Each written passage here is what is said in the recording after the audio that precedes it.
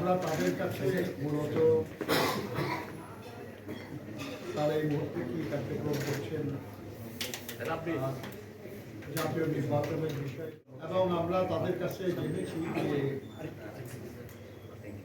তারা তাদের কমিশনের পক্ষ থেকে একটা কর্মসূচি তারা ঘোষণা করেছিলেন,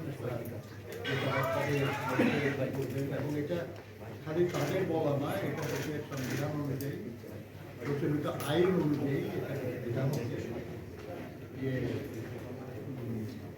ফেব্রুয়ারির মধ্যে,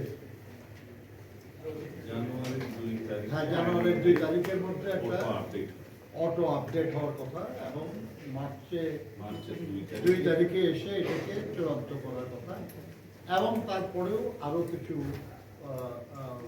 কার্যক্রম আছে।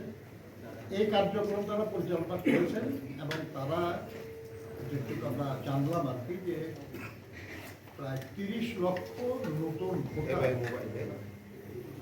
আগামী দিনে যুক্ত হবে এই তালিকা বাদ করেছিল, তাদেরকে ভোটার আগে করা হয়নি তারা। আর এই সময় যে তালিকাটা করা হলো, এখানে নতুন যারা হবে এরা হলো বাদ পড়া, আর নতুন যেগুলো সেগুলো কিন্তু এখন ভোটার হবে না। এটা 18 বছর হবে আগামী বছর 1 ফেব্রুয়ারি, 1 জানুয়ারি 18 বছর হবে। কাজে ওটা হিসাবে না, হিসাব হলো বাদ পড়া ছিল প্রায় 30 লক্ষ ভোটার তালিকায় যুক্ত হবে। আবার এর মধ্যে আপনার 15 লক্ষের মতো বাদ পড়ে যাবে, কারণ তারা মারা গেছে। কারণ এই যে আপনারা জানেন যে তারা নতুন মারা গেছে যে তালিকা, এই তালিকাটা তারা করেছে ইউনিয়ন পরিষদের যে মৃত ব্যক্তিদের যে রেজিস্ট্রেশন তার ভিত্তিতে। আমরা সবাই জানি যে আমাদের দেশে বহু জায়গায় বহু মানুষ তারা মরার পরে ইউনিয়ন পরিষদের রেজিস্ট্রেশন করে না, অর্থাৎ ইউনিয়ন পরিষদের রেজিস্ট্রেশনে তাদের নাম নাই, কিন্তু আসলে মারা গেছে।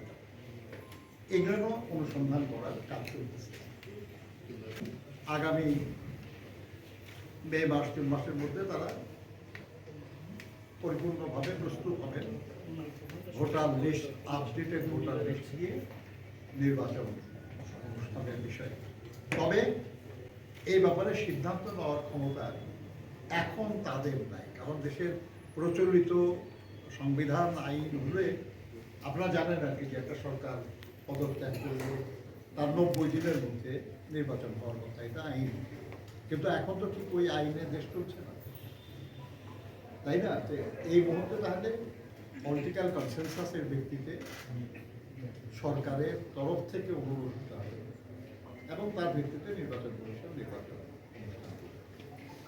তবে আমরা এতটুকু বুঝেছি আর কি, যে যদি মে মাস জুন মাসের মধ্যে লেটেস্ট যদি পূর্ণ প্রস্তুতি তাদের থাকে, তাহলে প্রাসঙ্গিক আরো কোনো প্রবলেম থাকলে সেটা দূর করে খুব দ্রুতই জাতীয় নির্বাচন অনুষ্ঠান সম্ভব। ধন্যবাদ। আমরা বলেছি, আমরা তো এনাদের কাছে বলবো না, যেহেতু নির্বাচন ঘোষণার দায়িত্ব এখন সরকারের, তারিখ ঘোষণার বা এই করার, মানে কখন হবে এটা বলা, তারপরে শিডিউল ঘোষণা তো তারাই করবে নির্বাচন।